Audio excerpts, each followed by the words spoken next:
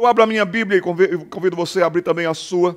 Em Mateus capítulo 24, versículo 14, a última frase nesta manhã. Para com vocês, para com aqueles queridos que estão acompanhando pela internet, Deus os abençoe.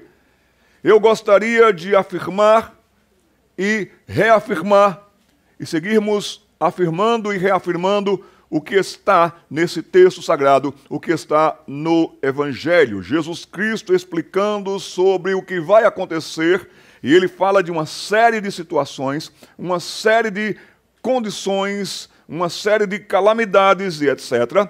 Mas no versículo 14, no finalzinho, temos uma frase que diz: então virá o fim. Como o mundo vai acabar? É o que eu gostaria de meditar com vocês nesta manhã. Vamos orar ao Senhor. Amado Deus, neste lugar, nesse dia tão bonito, neste dia da graça de Deus, nesse dia do amor de Deus, nesse dia da misericórdia de Deus, nós queremos agradecer ao Senhor, porque fomos alcançados por todas essas bênçãos em Cristo Jesus. Mas também ajuda-nos a ver as pessoas que estão desesperadas, cheias de dúvidas, cheias de medos, com tantos mistérios sobre o hoje, o daqui a pouco, o amanhã, a eternidade, precisando desses jovens para que sentem com os seus amigos, com os seus melhores amigos, com os parentes, e lhes expliquem o Evangelho. O Evangelho é o poder de Deus para a salvação. O Evangelho nos livra da ira do Deus Todo-Poderoso. E é por isso que nós queremos, ó Deus, pedir ao Senhor a sua bênção, abrindo os nossos olhos, a nossa mente, o nosso entendimento, dando-nos conhecimento a todos nós, para que nós possamos estudar nesta manhã sobre o fim do mundo, porque virá o fim. Então, virá o fim, então será o fim. Ajude-nos, ó Deus, a meditar nestas coisas e vermos como estamos administrando também as nossas vidas, o nosso tempo, a nossa santidade, a nossa fé. Ajude-nos, ó Deus, em nome de Jesus. Amém. Os cineastas, vimos, eles utilizam todos os recursos da computação e os efeitos de imagens especiais, que esses efeitos são de cair o queixo, para falar sobre o fim do mundo. O fim do mundo é um grande negócio financeiro para Hollywood. Estes cineastas retratam o fim de maneiras diferentes. Para começar, há o cenário de asteroides. No filme Armagedon, ou Impacto Profundo, rochas espaciais vindo contra o planeta, e então o planeta fica em estado de choque e é decretado o ELE, o evento de nível de extinção. No filme 2012, acontecem efeitos no Sol e uma enorme onda de radiação começa a ferver o planeta, ou vai ferver o planeta e cozinhará tudo. Ou talvez a humanidade morra pelas suas próprias mãos, poluição, aquecimento global, o dia depois de amanhã. Ou seremos apagados por alguma pandemia global. Vírus. Os 12 macacos falam sobre isso. Este é um tema que tem levado muita gente aos cinemas. O fim do mundo. Em breve, em um cinema perto de você. Sabe? É falado com intensidade sobre o fim do mundo, desde que um homem chamado H.G. Wells, ele lançou nos Estados Unidos, por via de rádio, uma história chamada A Guerra dos Mundos, e foi apavorante para quem viveu aquela situação, aquele tempo, porque num dia tranquilo, num dia normal, numa noite tranquila e normal, as pessoas estavam ouvindo música, estavam ouvindo rádio, e de repente, no intervalo de uma música, ouviu-se uma notícia mais ou menos assim: foram vistos discos voadores sobrevoando os céus de tal parte. Ainda não temos maiores informações, mas fiquem no aguardo. Traremos maiores informações a qualquer momento. E bastou essa notícia para os Estados Unidos da América como que pararem E aquilo criou uma situação caótica no país. Estude, leia sobre a Guerra dos Mundos de H.G. Wells. E nós temos ainda vários filmes falando. E se não estivermos sozinhos, e se alienígenas vierem, e eles não forem tão bonzinhos, Independence Day, em Guerra Mundial Z, em Eu Sou a Lenda, doenças, transformações catastróficas, transformando gente em zumbis. Hollywood tem falado e tem ganhado, sim, muito dinheiro com o fim do mundo. Mas quando olhamos para a Bíblia, para a palavra de Deus, para ver como o mundo vai acabar, nós encontramos algo completamente inesperado. A nossa desgraça como planeta não virá de asteroides, ou de robôs, ou de vírus, ou de alienígenas. O fim do mundo, segundo a Bíblia, virá de algo que Hollywood nunca imaginou, de um cordeiro. Vamos abrir a palavra de Deus, no livro do Apocalipse, capítulo 6. E vamos abrir no capítulo 6 e vamos ler o versículo 1. Hollywood nunca imaginou algo desta proporção, um cordeiro no fim do mundo. E nós vamos ler os versículos 1, 12, 15 a 17. 1, 12, 15 a 17. Vi quando o cordeiro abriu um dos 7 selos, e ouvi um dos 4 seres viventes dizendo, como se fosse voz de trovão, vem. Vi quando o cordeiro abriu o 6º selo, e sobreveio o grande terremoto. O sol se tornou negro como saco de crina, a lua como sangue. Versículos de 15 a 17. Os reis da terra, os grandes, os comandantes, os ricos, os poderosos e todo escravo e todo livre se esconderam nas cavernas e nos penhascos dos montes e disseram aos montes e aos rochedos, cai sobre nós e escondei-nos da face daquele que se assenta no trono e da ira do cordeiro, porque chegou o grande dia da ira deles. E quem é que pode suster-se? Quem é que pode ficar de pé? Antes de falarmos especificamente nesta manhã sobre o Cordeiro, voltemos à pergunta básica. Com base nesse texto da palavra de Deus, como o mundo acabará? E nós temos 2 informações sobre como o mundo acabará. A primeira informação que nós temos desse texto, perguntando a esse texto, como o mundo acabará em julgamento. A palavra de Deus nos garante que haverá um julgamento, haverá o grande dia do julgamento. E o problema enfrentado pela raça humana não é que ela está em choque, em rota de colisão com um asteroide. O nosso problema é que nós estamos em rota de colisão com um Deus santo que vem julgar este mundo e julgará este mundo pecaminoso. Este é o nosso maior problema. Este é o grande perigo da humanidade. Todos estão em rota de colisão contra um Deus absolutamente santo. E a palavra de Deus vem falando em todo o tempo dos grandes momentos do Antigo Testamento, das palavras e mensagens dos profetas de Israel, dos ensinos de Jesus Cristo, das cartas dos apóstolos. Toda a Bíblia adverte que esta criação rebelde terá que responder ao Criador. Todos estarão diante do Criador. Todos estarão diante do juiz. Esse texto do Apocalipse tem a sua linguagem do juízo. Deem uma olhada na linguagem do juízo. É uma linguagem muito forte. Dentro da linguagem do juízo, gostaria de destacar em primeiro lugar que encontraremos e encontramos descrições inquietantes de um universo que se desfaz. Vejam o versículo 12 até o versículo 14. Vi quando o Cordeiro abriu o sexto selo e sobreveio grande terremoto.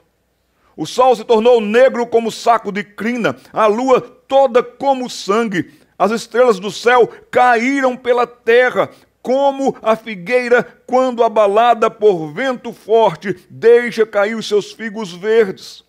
O céu recolheu-se como um pergaminho quando se enrola. Então todos os montes e ilhas foram movidos do seu lugar. Aqui nós temos uma catastrófica, mundial, geral. O céu escurece, a lua fica como sangue, o céu se enrola como um pergaminho, as montanhas e as ilhas saem do lugar.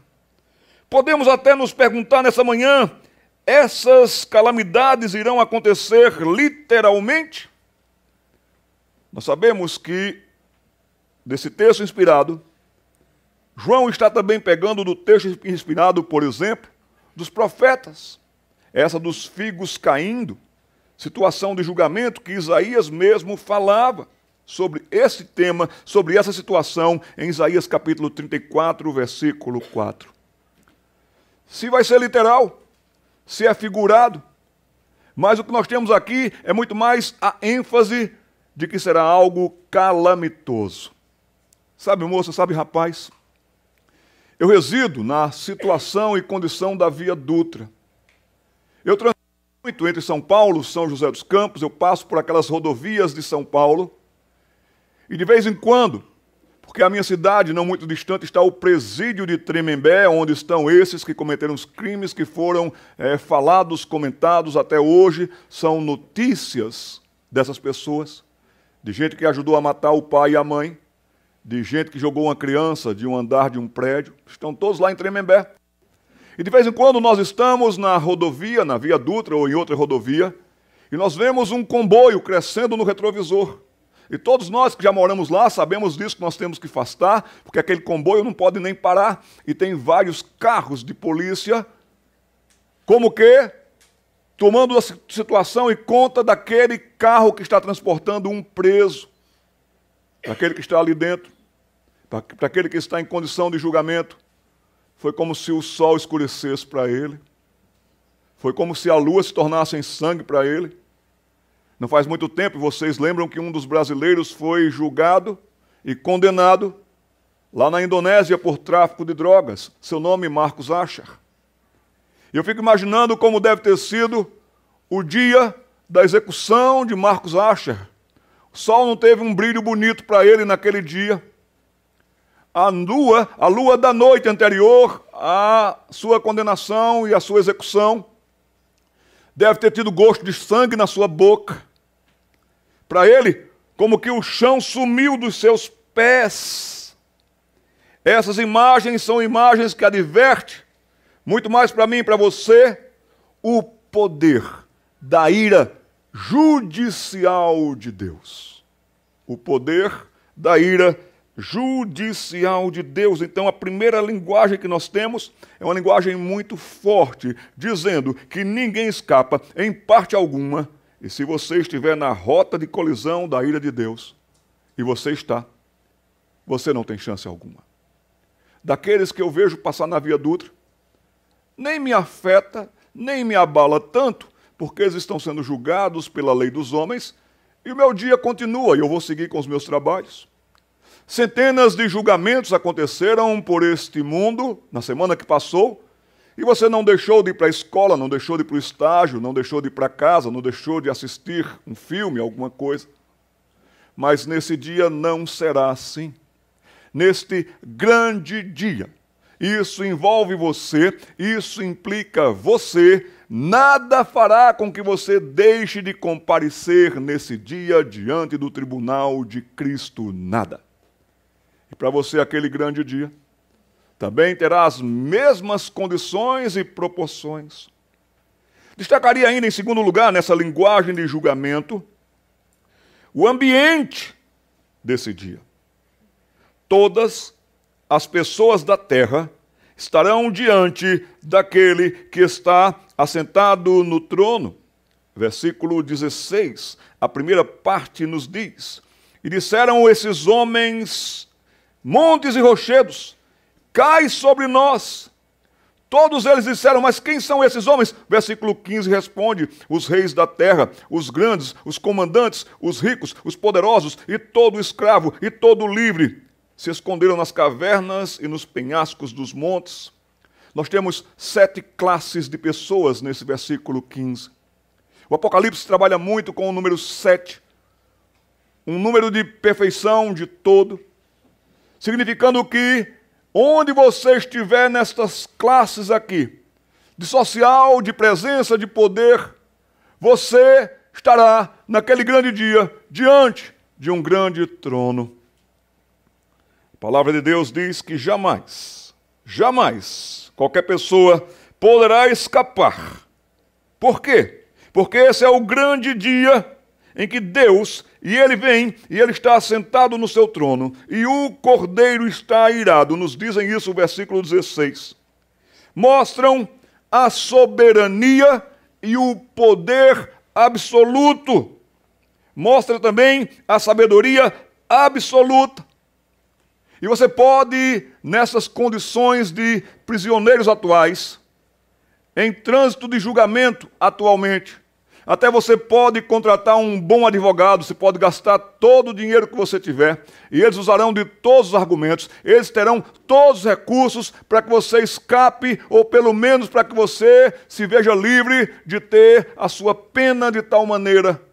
No mundo dos homens, na questão dos homens, eles podem até enganar os juízes, mas o juiz de toda a terra, ele sabe tudo sobre todos a um só tempo, o tempo todo.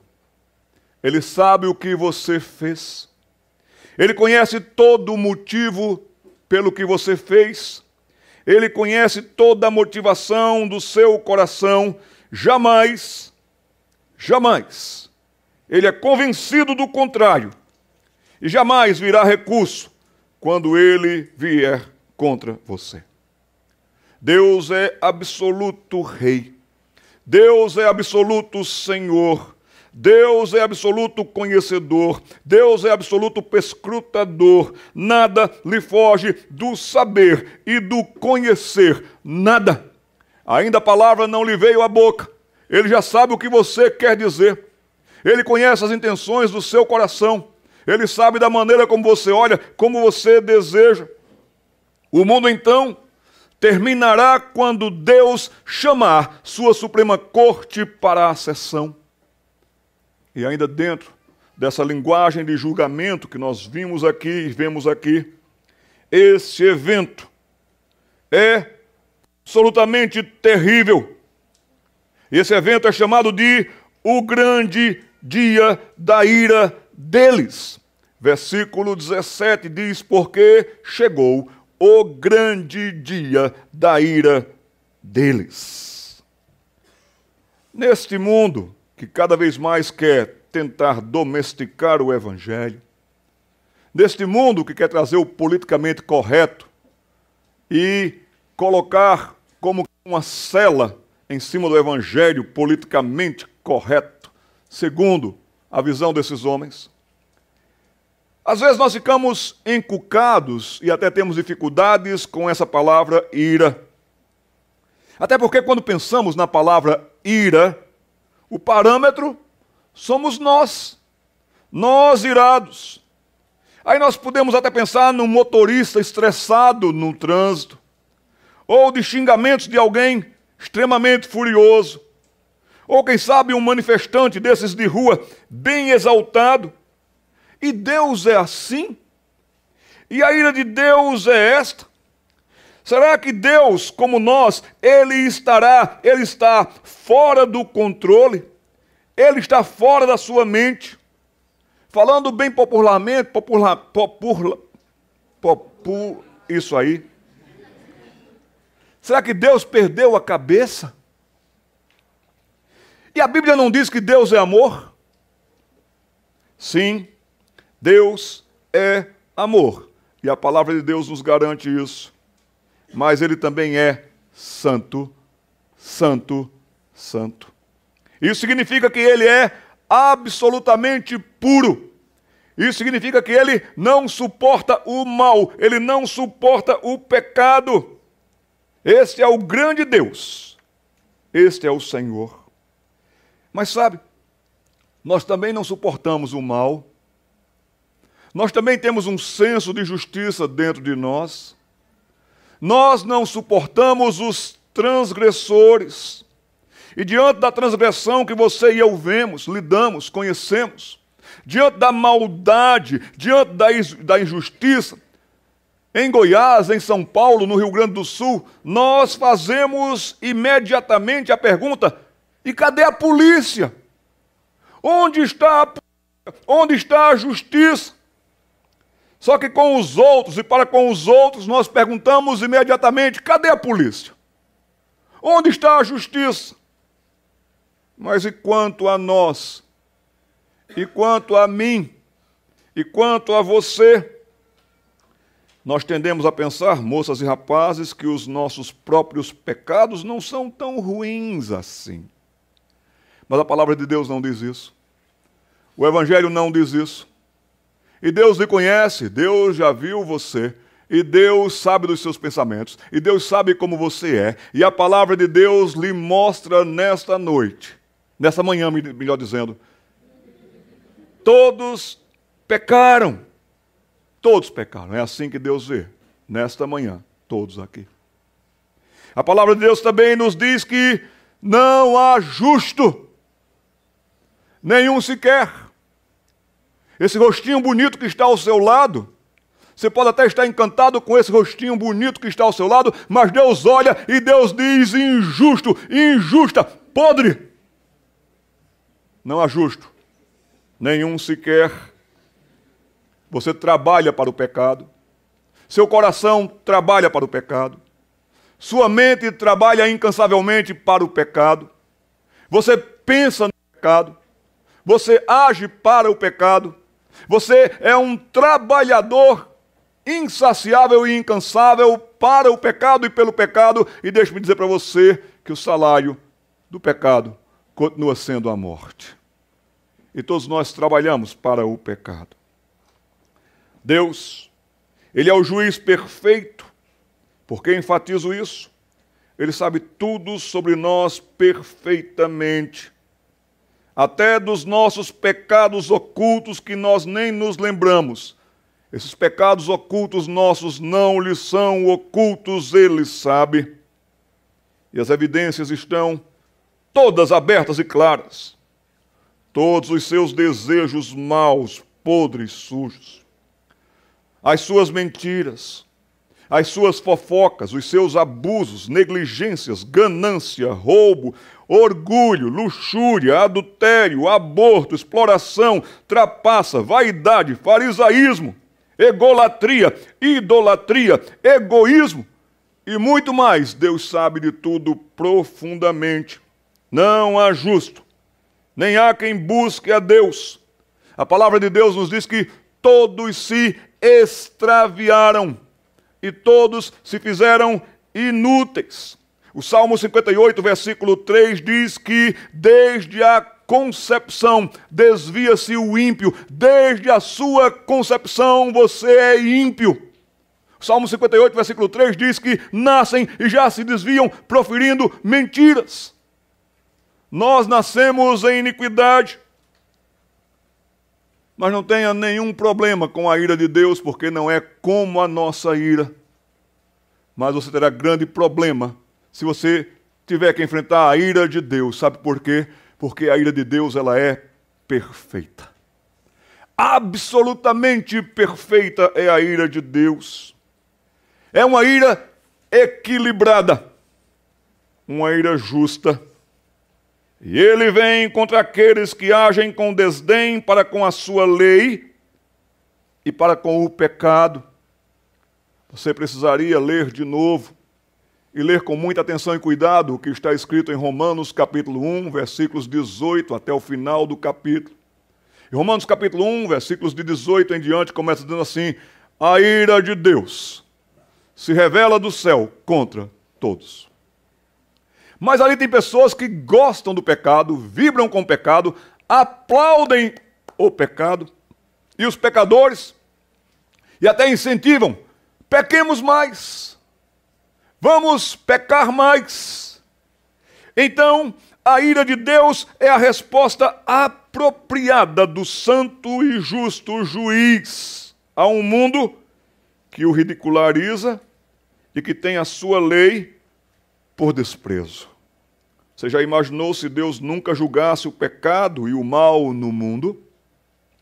E se a história humana continuasse assim eternamente, com todas as coisas ruins que as pessoas fizeram umas com as outras, e de todas as maneiras como as pessoas desprezam a Jesus, e se Deus nunca fizesse nada sobre isso, já pensou nisso? Não seria de fato desamoroso esse Deus por não abordar o pecado com julgamento e acertar as coisas? Em que sentido poderíamos dizer que Deus é bom e que Deus é justo se Ele tolera o mal para sempre? Seria como o policial que desistiu de perseguir os bandidos, tendo toda a condição para isso, mas que esse policial deixou para lá. Um Deus todo-poderoso, que nunca traz justiça, não é nem bom e nem amoroso. Mas que contraste há entre Hollywood e a Bíblia. Nas versões cinematográficas do Apocalipse, a humanidade é geralmente ameaçada por desastres naturais, erupções solares, vírus e até alienígenas. Nessas versões, o Apocalipse é apenas um pouco de azar cósmico, não de um castigo por nossos erros. Mas a Bíblia vê o fim do mundo não como um desastre natural, mas como um desastre moral. O fim vem quando o juiz divino interrompe a história em resposta direta aos nossos corações, palavras e ações, e cale-se diante dele toda a terra. E seja Deus para sempre como é verdadeiro e mentiroso todo o homem. E como ficam os homens? E como ficam os homens nesta situação do grande dia da ira deles? Apavoradíssimos, perturbadíssimos. Você ficará assim? Você estará na mesma condição emocional? E eles, os homens, clamam as catástrofes até sobre si. Venham catástrofes naturais sobre nós e nos livre da ira do Cordeiro. Ó terremotos, nos engulam terremotos. Ó tsunamis, acabem conosco. É mais confortável estar debaixo do World Trade Center desabando do que enfrentar o dia da ira do Cordeiro e do Cordeiro irado, sendo que as pessoas mais fogem e temem terremotos, maremotos e etc. Será mais confortável lidar com isto e com estes do que com o dia do Cordeiro. Falamos sobre as duas informações, mencionamos que o texto nos fala sobre como o mundo irá acabar. Já vimos que o mundo acabará com um julgamento, e desse julgamento ninguém escapa. Mas também o mundo acabará. A segunda informação nos diz a palavra de Deus, os evangelhos nos dizem isso. O mundo acabará com a manifestação visível em poder, majestade e glória de Jesus Cristo. E um dia os céus de Goiás se rasgarão de alto a baixo. E com poder, majestade e glória, o Filho de Deus Ele apontará nos céus, ele aparecerá, e todo olho o verá. E ele virá vencendo e para vencer. E ele virá para realmente trazer o juízo sobre a face da terra. Jesus Cristo. Abra comigo a palavra de Deus em Atos capítulo 10, versículo 42. O mundo acabará no dia da gloriosa volta de Jesus Cristo, que acontecerá no nosso tempo e na nossa história. E os sinais da sua vinda, como cantamos, mais se mostram cada vez, vencendo vem Jesus. Atos capítulo 10, versículo 42, o apóstolo Pedro pregando diz: e nos mandou pregar ao povo e testificar que ele, Jesus, é quem foi constituído por Deus juiz de vivos e de mortos. Jesus trará o julgamento final sobre o mundo e nos mandou pregar isto. Preguemos que Cristo volta e ele voltará. E aqui não tem nenhum e nem ninguém que escape do julgamento. Ele é juiz sobre vivos e mortos. João capítulo 5, versículos 28 e 29. Reafirmando o evangelho de Cristo, nós podemos ver como a palavra de Deus nos diz nos evangelhos. Capítulo 5, versículos 28 e 29, palavras do Senhor Jesus: não vos maravilheis disso, porque vem a hora em que todos os que se acham nos túmulos ouvirão a sua voz e sairão. Os que tiverem feito o bem para a ressurreição da vida, e os que tiverem praticado o mal para a ressurreição dos juízos. O livro do Apocalipse lhe diz e me diz que o mar dará os seus mortos. Todos os que morreram na história da humanidade se levantarão naquele grande dia do juízo. Estarão de pé diante do Senhor, diante do Cordeiro. Também dobrarão os seus joelhos e também confessarão. Nero confessará: o Senhor da história é Jesus Cristo. Hitler confessará. Júlio César confessará. Alexandre o Grande dirá: não há outro grande senão ele. Ele é o Senhor. Você estará de pé, você se colocará também de joelhos, sua língua confessará: ele é o Senhor, Jesus é o Senhor. A palavra de Deus nos diz em 2 Coríntios capítulo 5, versículo 10, que importa que todos compareçamos perante o tribunal de Cristo, e ele nos julgará. João capítulo 5, versículos 22 e 23. O Pai a ninguém julga, mas ao Filho confiou todo o julgamento, a fim de que todos honrem o Filho do modo por que honram o Pai. E quem não honra o Filho, não honra o Pai que o enviou. E se você não o honra, se você não o ama, se você não o segue, se você não obedece, então você já está julgado. E o julgamento é este: que Deus mandou a luz ao mundo, Deus enviou a luz ao mundo, mas os homens amaram mais as trevas. Todos são merecedores do julgamento de Deus e ninguém escapará. Como já enfatizamos, Filipenses 2, 10 e 11, todo joelho se dobrará e toda língua confessará: o Rei do Universo, o poderoso e o vencedor é Jesus de Nazaré. Vamos voltar para o texto de Apocalipse capítulo 6. Aqui no livro do Apocalipse capítulo 6, nós temos bem claro e bem destacado em todo o capítulo que nós vimos. Versículo 12, eu vi quando o Cordeiro. Nós vimos no capítulo 6, versículo 1, vi quando o Cordeiro.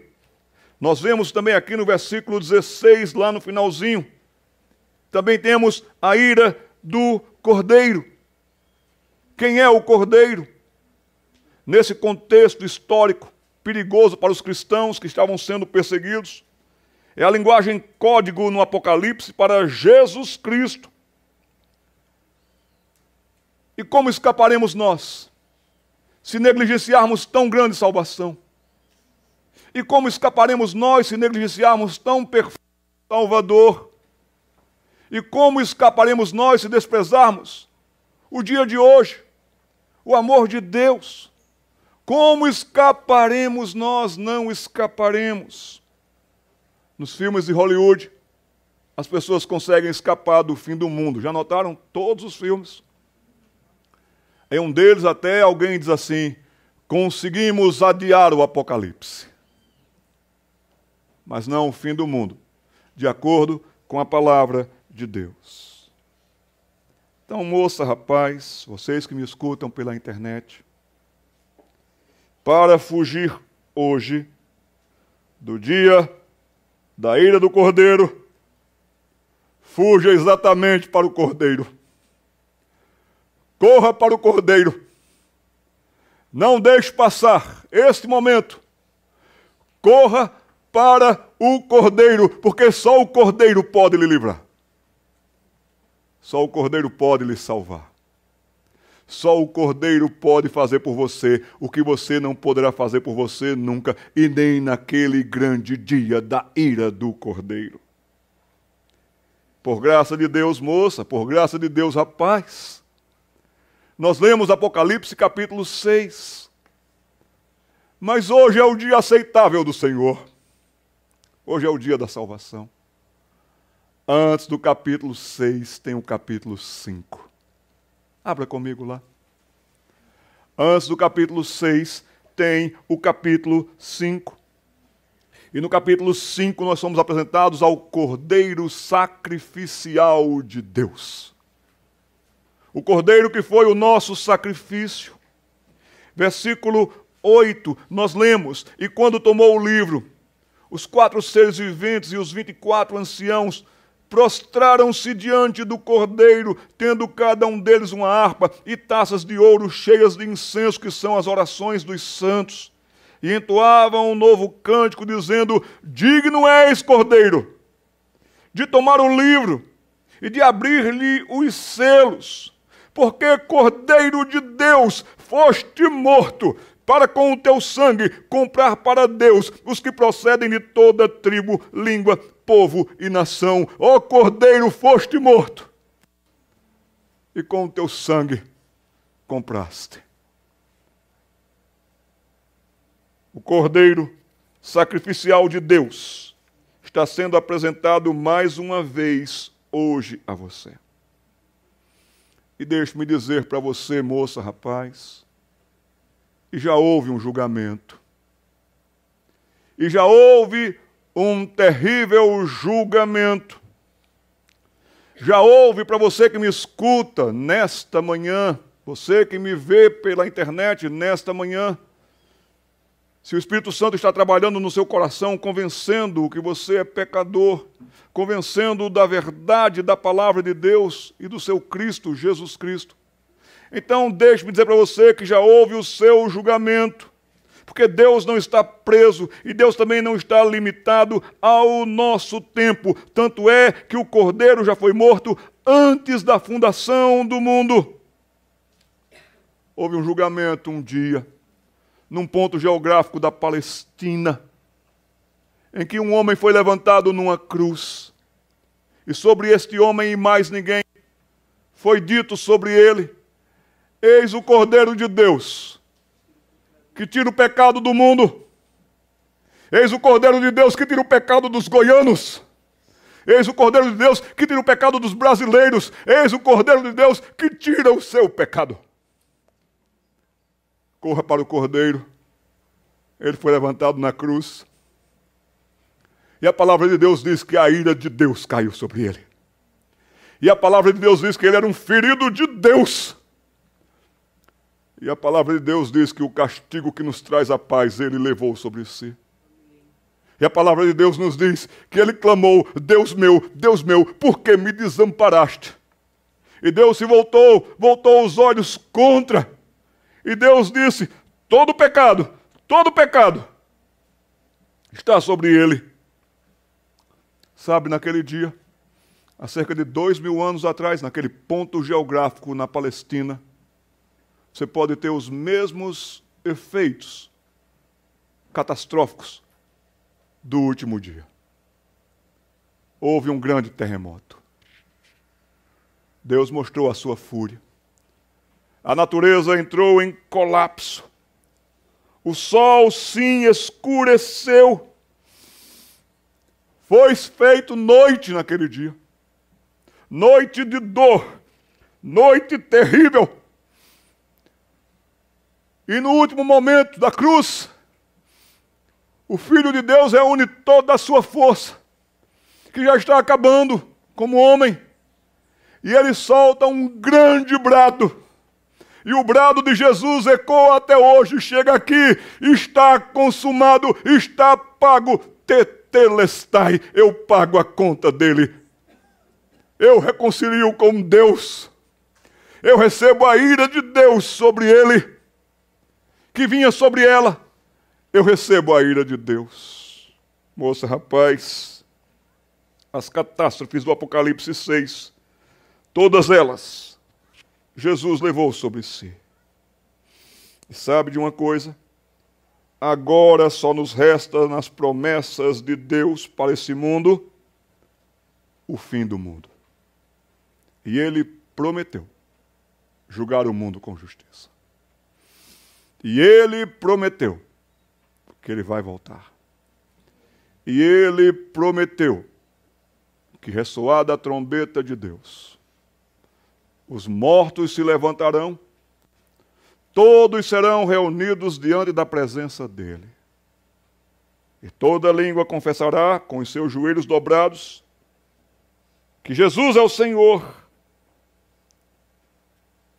E dentre os mistérios, esse será mesmo o fim. Esse será mesmo o fim da humanidade para a humanidade, mas não o fim da humanidade para sempre. Só Deus pode isso.